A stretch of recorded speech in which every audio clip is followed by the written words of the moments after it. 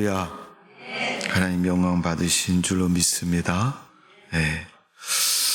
요즘 우리 날씨가 불안전한 날씨 속에 살고 있습니다. 그죠? 태풍도 오고 무더위가 지났는가 했더니 무더위가 지나고 나면 이제 태풍이 자주 오고 비가 많이 내리고, 또 가을에 내리는 비는 장마철에 내리는 비처럼 장마철엔 비가 많이 오거니 하지만 집중호우가 내리는 요즘 시기는 얼만큼 내릴지 비가 시작되면 불안해지는 겁니다. 비 피해가 없으시기를 바라고, 변화가 무상한 날씨 속에서 여러분 믿음과 삶이 하나님의 은혜 속에 풍성하고 안정된 삶이 되시기를 주님의 이름으로 축복을 드립니다. 예수님께서 부활하셔서 제자들에게 제일 먼저 하신 말씀이 평안하냐 그렇게 물으셨어요. 여러분의 삶이 주 안에서 평안하시고 복이 있는 삶이 되시기를 바랍니다.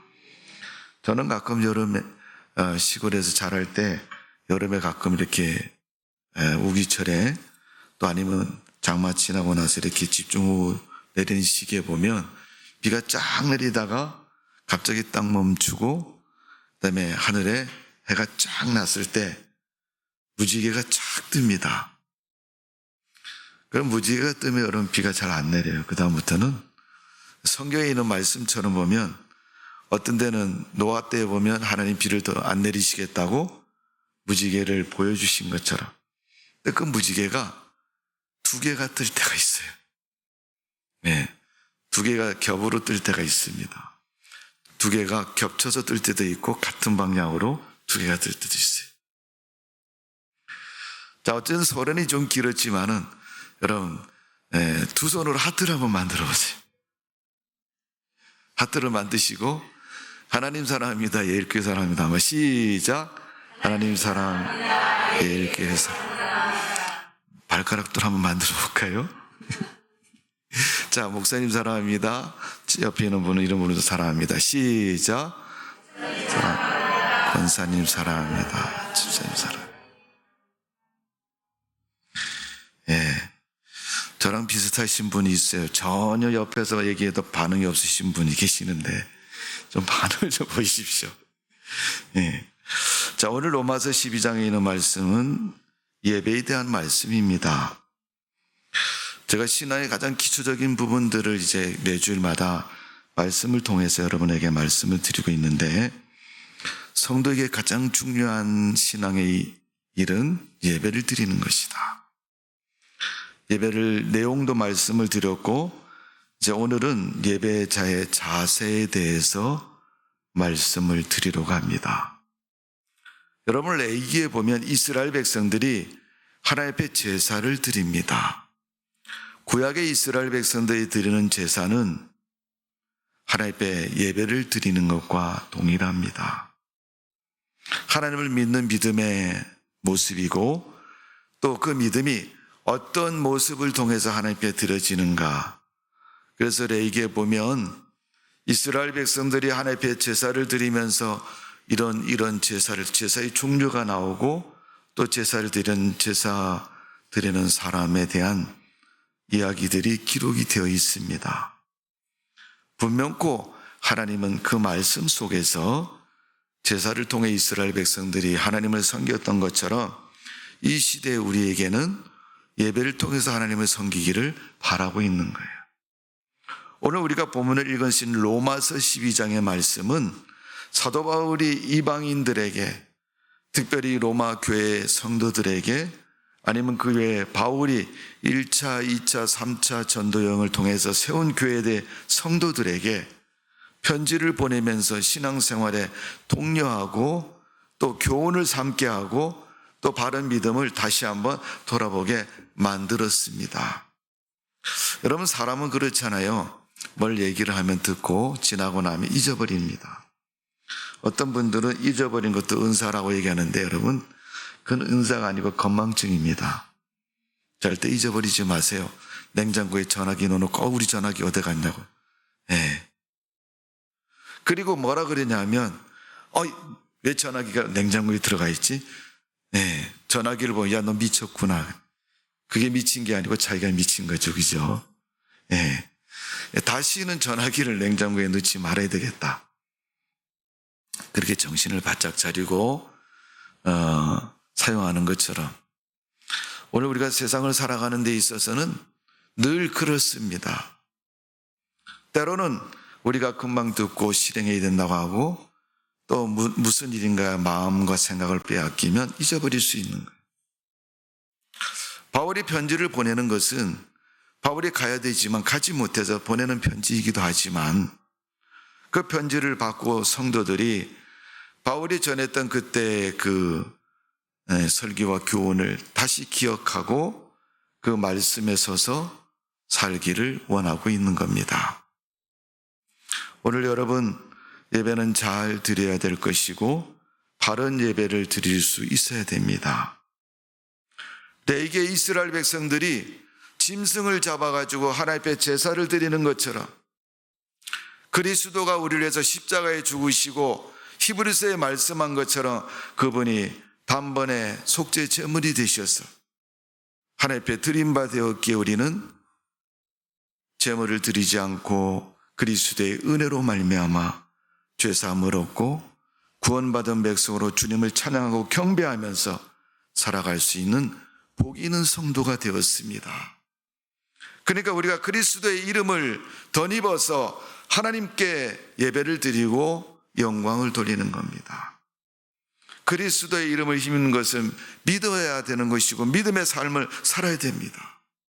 그러기에 우리에게 믿음이 없으면 아무것도 아니다. 사도 바울이 부활에 대해서 말씀하면서 성도들에게 죽은 자가 살아나는 부활이 너희에게 없다면 너희는 세상에서 가장 불쌍한 사람이 될 것이다. 그것처럼 우리가 그리스도의 이름으로 그리스도의 은혜로 살아가는 성도가 되어져야 될 줄로 믿습니다. 여러분 성경에 보면 이 예배에 대해서 하나님의 사람들이 드렸던 그러한 모습들을 기록하고 있습니다. 창세기 12장에 보면 족장의 예배인 돌단 예배가 있습니다. 그는 아브라함의 예배입니다. 아브라함은 마물의 상수리란 말에 단을 쌓고 거기서 짐승을 잡아서 하나님을 경외했습니다.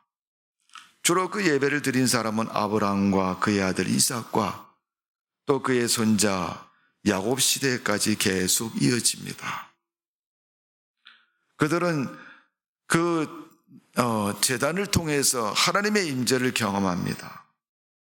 창세기 15장에 보면 하나님이 아브라함을 명하셨을 때 아브라함은 단을 쌓고 거기에 새를 잡아서 올려놓고 돌아가면서 판 웅덩이에 물을 붓고 하나님의 임재를 기다립니다. 저녁 어둑해지는 무렵에 하나님의 불이 하늘로부터서 임하여서 그 제물과 그 물을 다 말리니까 하나님이 받으시고 이 제사를 흠양하셨다는 그러한 증거를 삼습니다. 가인과 아벨의 제사도 마찬가지입니다.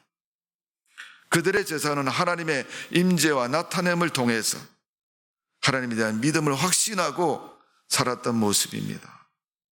그 모습이 바로 예배의 모습이고 오늘날 우리가 하나님 앞에 드리는 예배의 모습입니다. 만약 하나님께서 오늘 우리가 드리는 예배 자리에 아브라함 때처럼 불이 막 떨어지고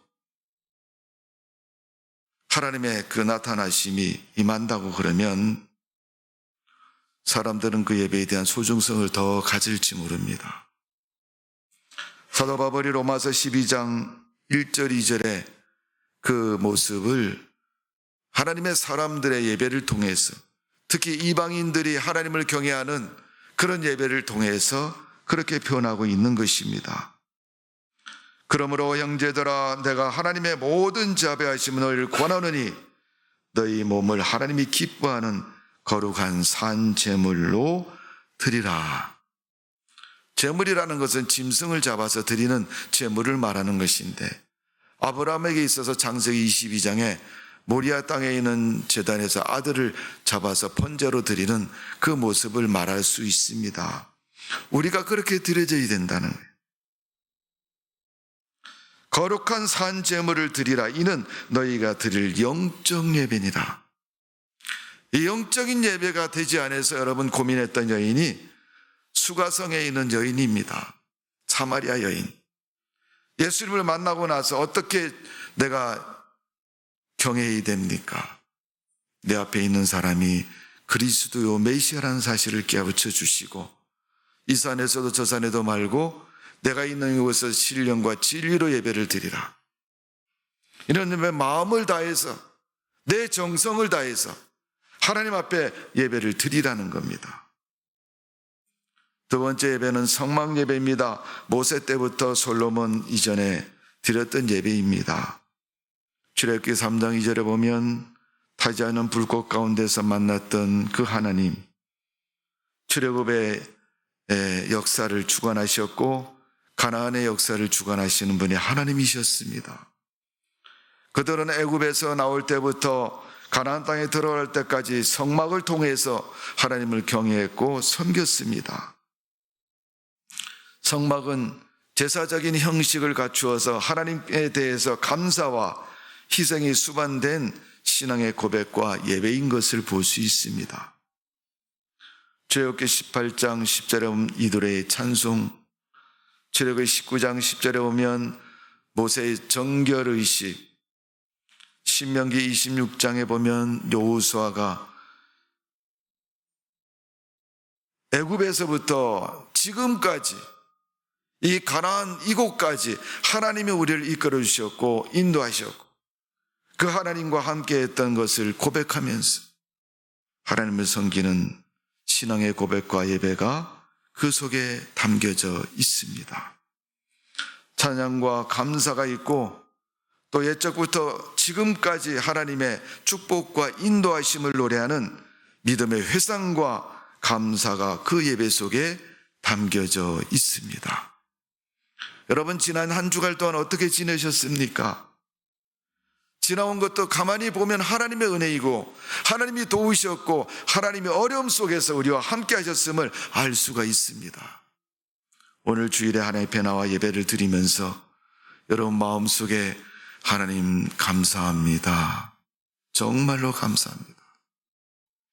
우리 대부분 잘 되었을 때 내가 못했을 때 되어진 일에 대해서 하나님이 해주셨다 이렇게 말하지 않습니까? 그것처럼 때로는 잘못돼도 때로는 잘돼도 다 하나님의 은혜와 섭리 속에 있음을 기억하시고 믿음의 감사가 여러분 예배 드릴 때 드려지는 복이 있는 삶이 되시기를 바랍니다. 여러분 엄마와 아들이 둘이 앉아서 얘기를 하는 거죠. 너 오늘 무슨 일이 있었냐? 학교에서 이러쿵저러쿵 가는 길에 오는 길에 또 공부하는 때 있었던 일을 다 이야기를 합니다.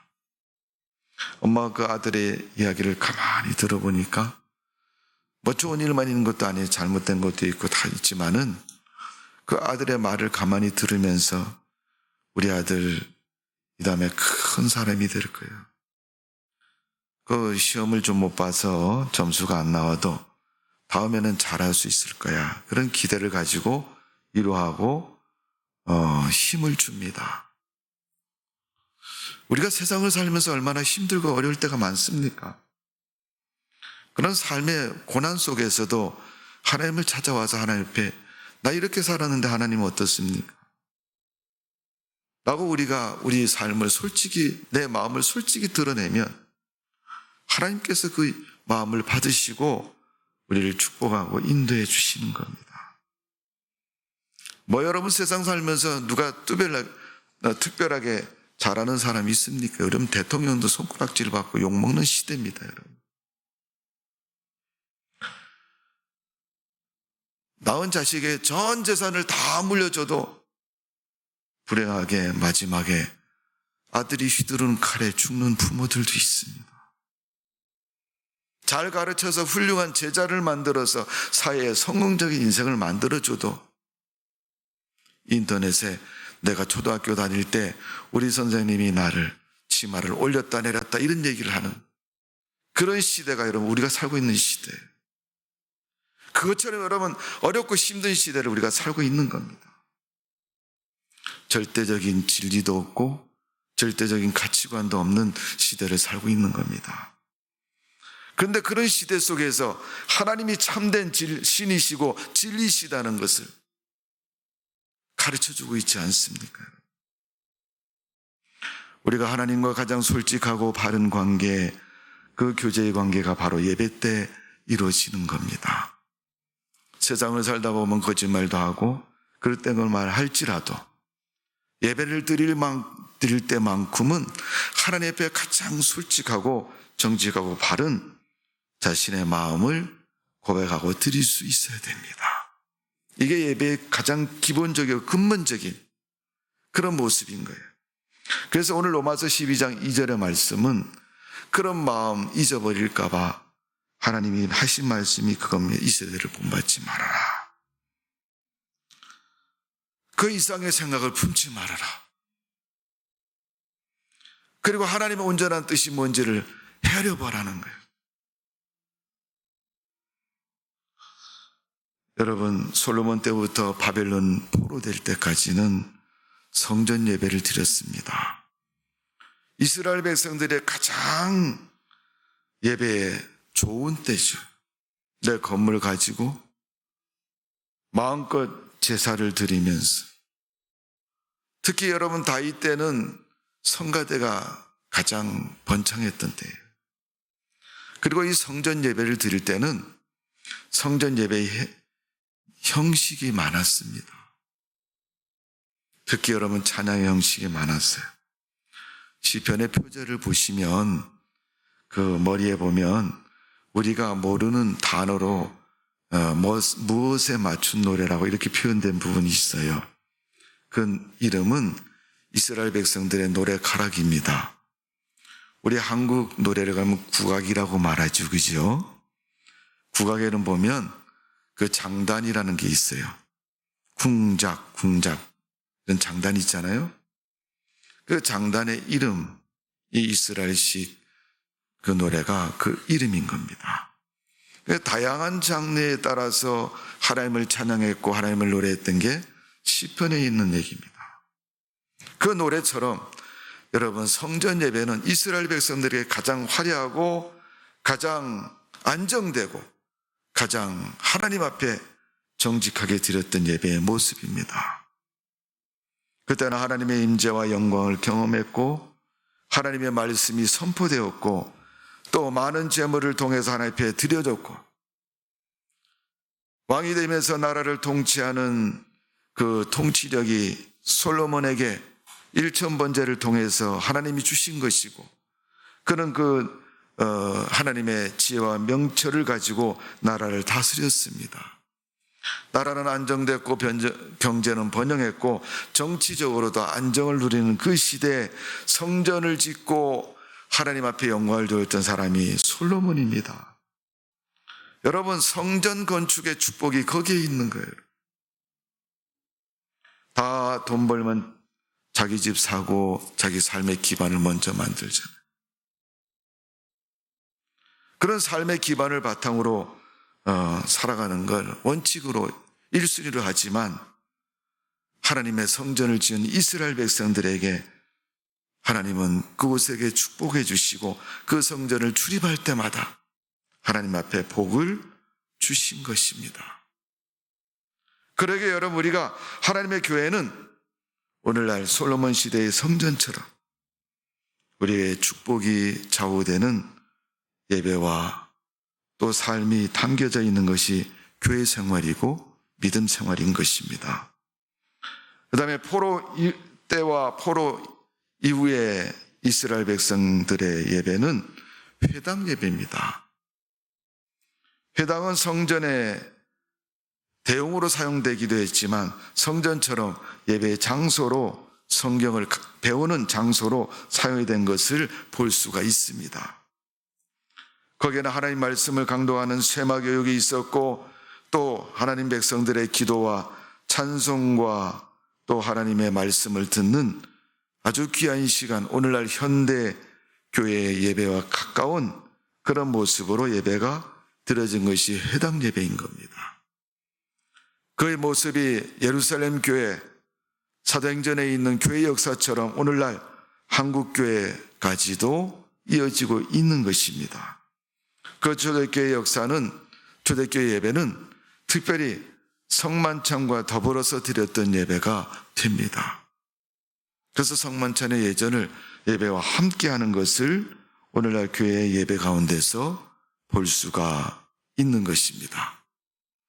그러는 과정을 통해서 하나님 앞에 드려진 예배들이 성경에 기록되어 있고 지금도 우리는 그 예배를 드리고 있는 것입니다.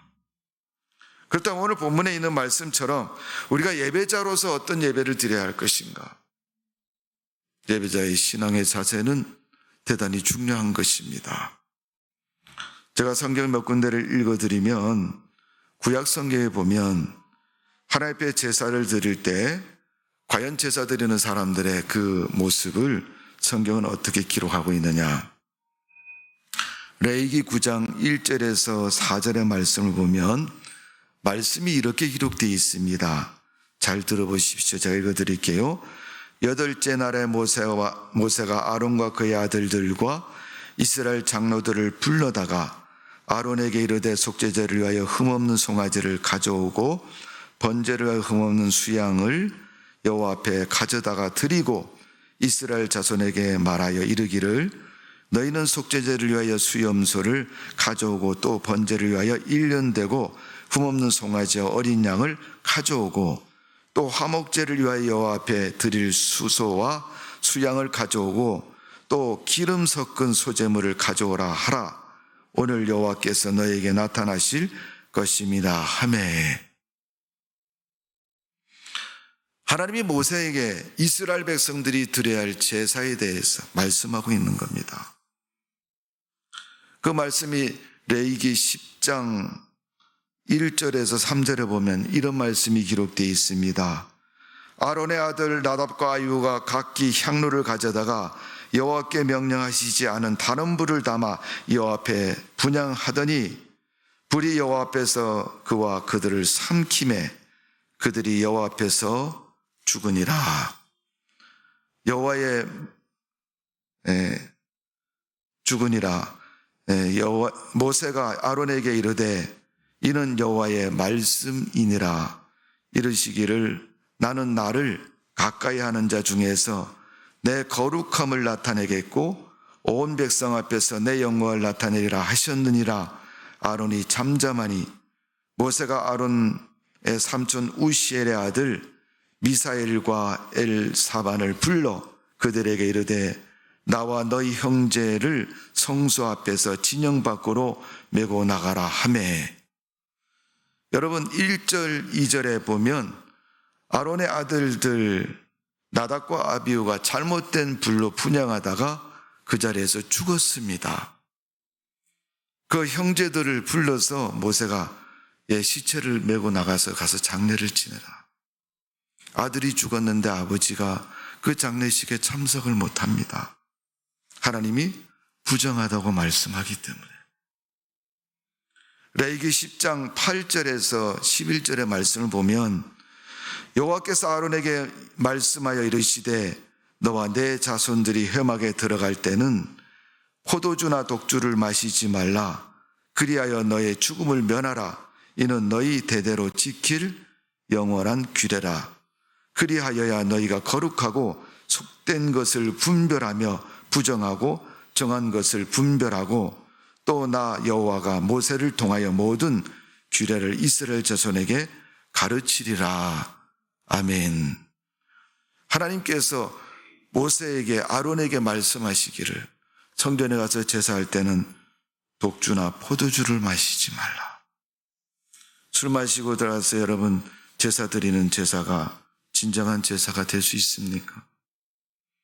여러분 술을 마시고 교회 와서 예배를 드리면 예배를 드리는 게 맞나요? 당연히 안 맞죠. 세상 어떤 누가 봐도 신을 경배하는 그 자리에 세상적인 것이 가득 차서 이성을 잃고 경배한다면 그것은 진정한 경배라고 말할 수가 없는 것입니다. 오늘 여러분 제가 주보의 로마서에 있는 말씀을 중심으로 해서 예배의 가장 보편적인 이야기를 실어드렸어요. 예배를 드린 데에서는 예배 첫 번째, 오기 전에 준비할 것이 있다. 예배에 참여하기 위해서 무엇을 준비합니까? 첫 번째는 마음을 준비해야 돼요. 오늘 가서 예배를 잘 드려야 되겠다는 마음을 가지셔야 돼요. 마음을 준비하시고 예배에 참여하시고 그 마음과 더불어서 두 번째는 시간을 준비해야 됩니다. 일주일의 스케줄 중에 주일은 예배 중심으로 여러분의 생활 스케줄을 만드셔야 돼요.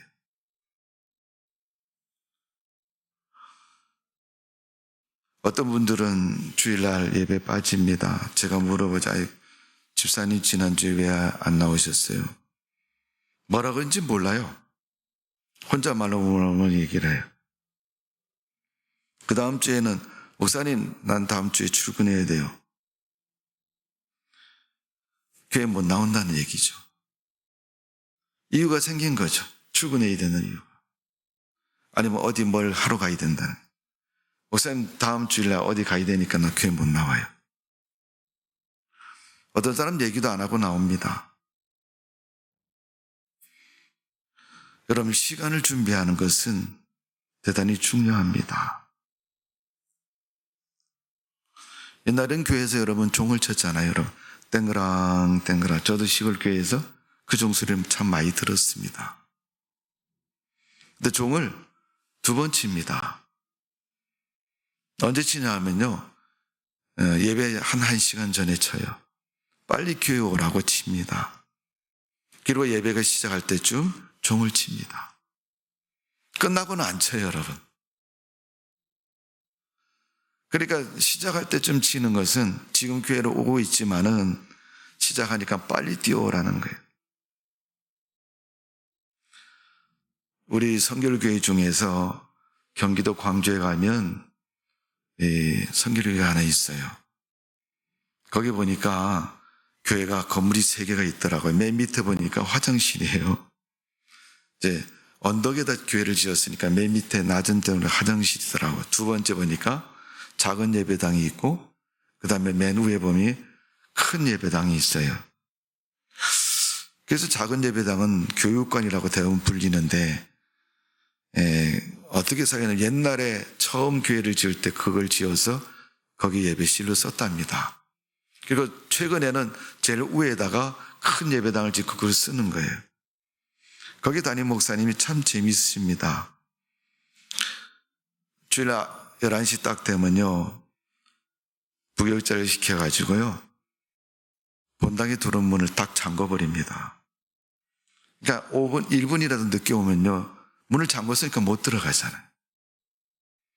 그러면 그때 어디를 가야 되냐? 밑에 교육관에 가서 스피커만 설치되어 있는 그 예배실에서 목소리만 듣고 예배를 드리는 거예요. 전부터 굉장히 원망이 많았대요, 교인들이. 원망을 하고 불평을 하지만 사실 객관적으로 자기가 자기 자신을 생각해 보면 예배에 늦어서 본당에 못 들어가고 교육관에 가서 예배를 쪽잠을 자는 것처럼 드리는 그 모습을 보면서 처음에는 화가 나고 또 혈압이 올라갈지 모르겠지만은 내가 이렇게 해서는 안 되겠다라는 깨달음을 갖게 된다는 거예요. 여러분, 예배의 시간은 대단히 중요합니다. 그리고 교회에서 예배 시간과 더불어서 자기에게 주어진 순서가 있잖아요. 그 맡은 부분에 대해서 준비하고 계획을 해야 됩니다. 세 번째로 준비할 것은 옷에 대한 준비입니다. 지나치게 화려하거나 서치스러운 옷보다는, 너무 남루해서 볼품없는 옷보다는 깨끗하고 정갈한 옷을 입어야 할 것입니다. 지금은 여러분 자유롭고 또 그런 말을 하면은 뭐라 그러지만은, 여러분 여자분들 너무 짧은 치마 입고 와서 앉아 있으면 안 됩니다. 우리 교회는 비록 강단이 낮지만은 옛날에는 강단이 3층, 4층, 5층 계단 5개 있는 교회도 있습니다. 그래서 위에서 목사님 내려다보면 의자에 앉은 분에 다 보이는 거예요. 옆에 사람에게 방해되고 앞에서 인도하는 목사님에게도 방해가 돼요. 정결하고 바른 자세 옷을 꼭 입으셔야 돼요. 그래서 옛날에 어른들은 무릎 밑으로 내려온 치마를 입으라고. 굳이 여러분 그것을 잘했느니 잘못했느니 따지기보다는 자기의 예배자의 자세에 담겨져 있는 겁니다. 그 다음에 네 번째는 헌금을 준비해야 된다. 하나님 앞에 드릴 수 있는 것 준비해서 드리는 거죠. 그리고 드리기 전에는 꼭 해야 될 것이 있습니다. 여러분 하고 있는 거 한번 생각해 보세요. 주일날 헌금 드리기 전에 집에서 나오시기 전에 헌금을 딱 들고 하나님 오늘 하나님 앞에 물질을 드리려고 하는데 이 물질을 잘 받으시고 축복해 주옵소서. 물론 여러분 집에서 기도 안 했다고 해서 표시나는 것도 아니고 누가 아는 것도 아닙니다. 그러나 하나님 앞에 드리기 전에 준비하면서 하나님 이 물질을 드리니까 하나님이 잘 받으시고 나를 축복해 주옵소서.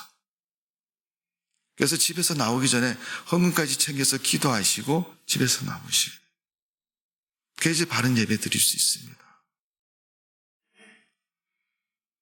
마지막으로 교회에 들어가면 항상 바른 자세로 내가 드리기에 합당한 예배석에 앉아서 기도하고 준비하면서 예배를 드려야 됩니다. 교회 안에서 들어와서 앉는 우리의 신앙의 모습, 그런 자세, 예배를 마칠 때까지 자리를 이동하지 않고 집중해서 하나님 앞에 내 마음도 드리고 물질도 드리고 내 삶도 드릴 수 있는 그런 예배가 되어져야 되는 것입니다. 그래서 교회 안에 들어오면 뭘 합니까, 여러분? 성경 본문이 어딘가 찾아보고 찬송가도 한번 찾아보고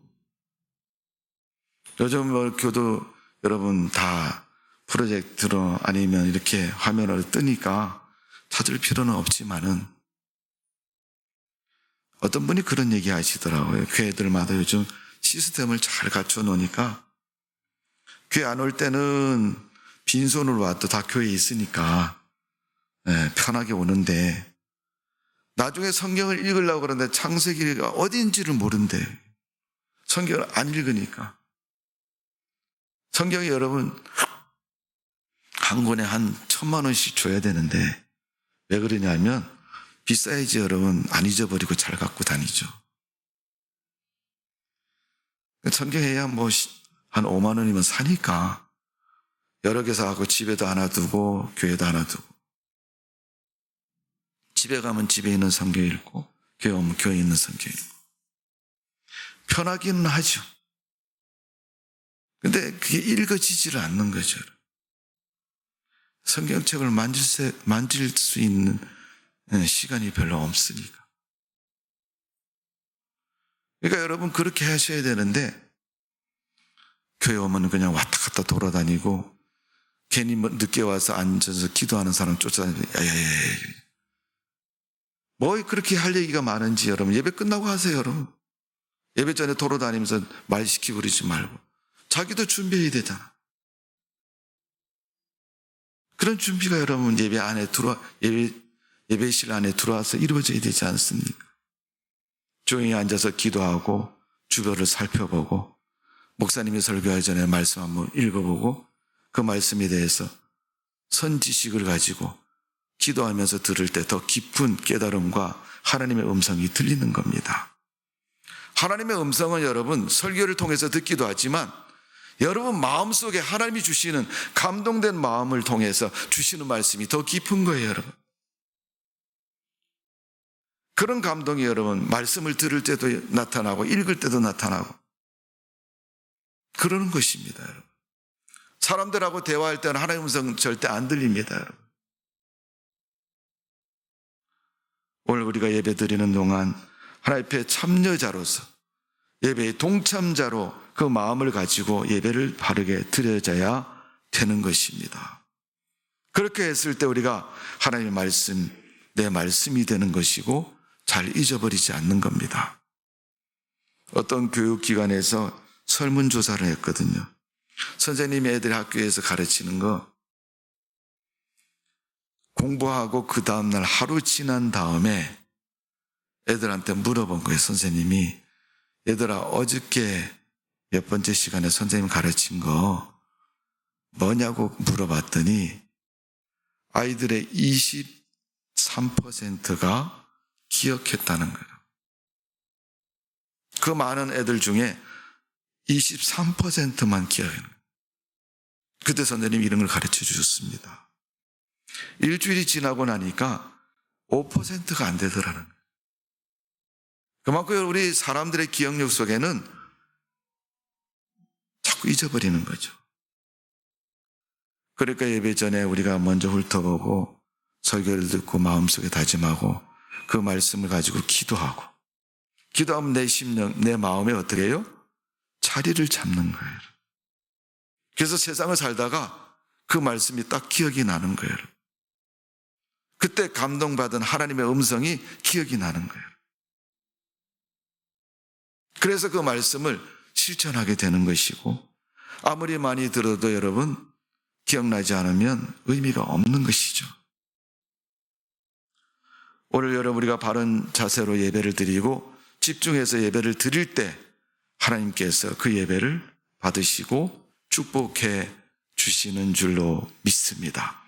예배 끝난 뒤에는 여러분 그냥 끝났으니까 빨리 가지 마시고 서로 그동안에 일주일 동안 어떻게 지는가 안부도 묻고 교제도 하고, 모든 예배에 참석한 성도들이 함께 교제할 때 그 교제를 통해서 서로가 따뜻한 삶을 이루어나가는 데 출발점이 되는 겁니다. 창세기 4장에 보면 예배의 실패자와 또 성공자의 모습을 성경은 기록하고 있습니다.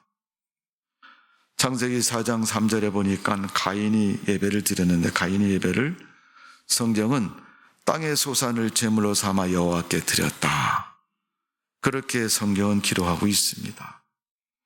창세기 4장 4절에 보면 아벨의 제사를 표현하기를 양의 첫 새끼와 기름을 드렸다. 창세기 4장 4절 5절의 말씀을 보면 여호와께서 아벨과 그 제물을 받으셨으나 가인과 그 제물을 받지 아니하신지라.